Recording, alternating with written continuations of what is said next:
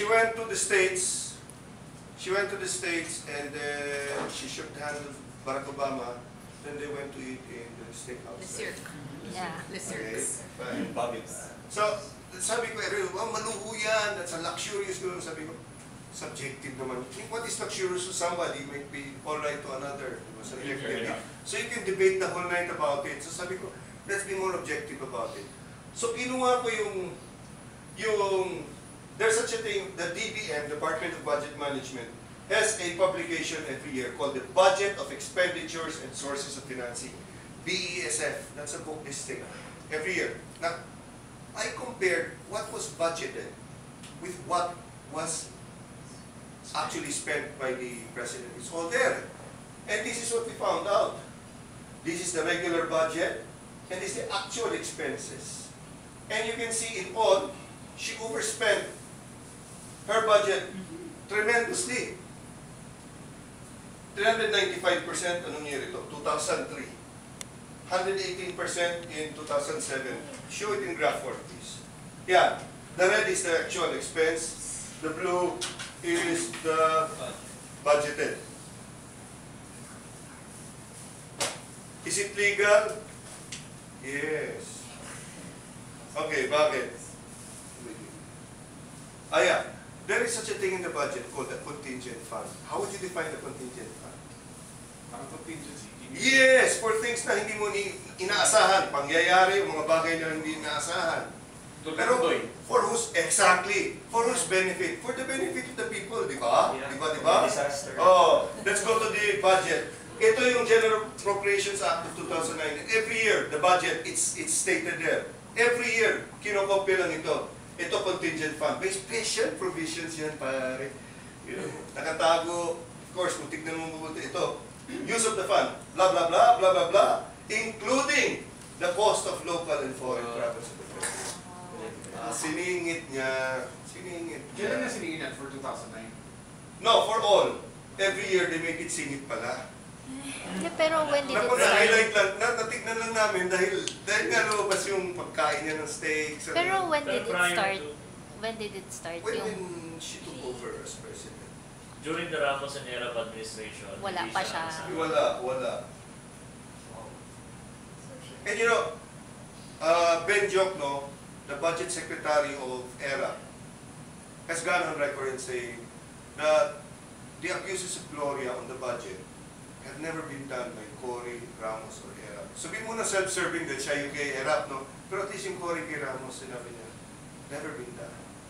So what's happening now, my friends, is the budget is a one big petty cash, and that's 1.5 trillion of Gloria alone.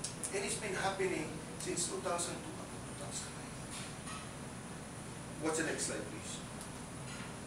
Yeah. So, ito sa contingent fund. Alam mo, pagka magkano yung budget, dapat hindi ka sumobra dyan.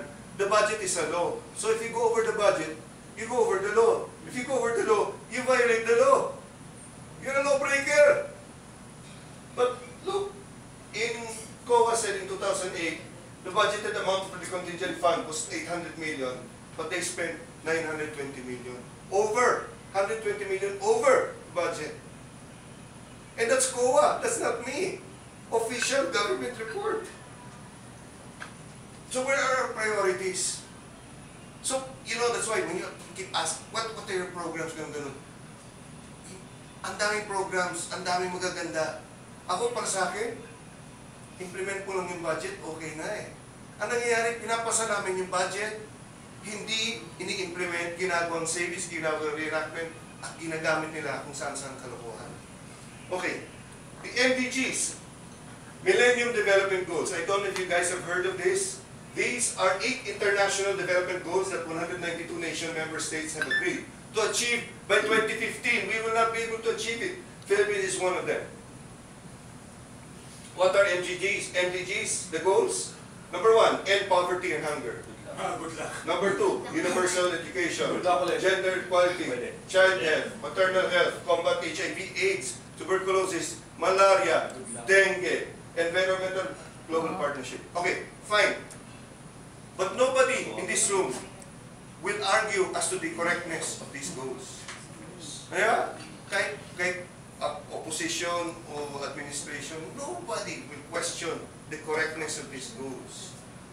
Okay, now, our government has been severely underfunding the Millennium Development Goals that should have been achieved by 2015. Look at this. In the year 2007, we had an overall savings in the budget of 106 billion pesos. Yung pinakita ko sa yung graph na gano'n, 106 billion pesos.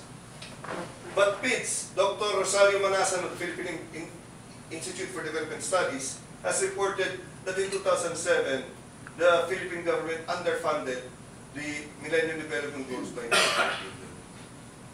Bakit? 95 billion, tapos we have 106 billion in savings. Why did we not use the money for these goals?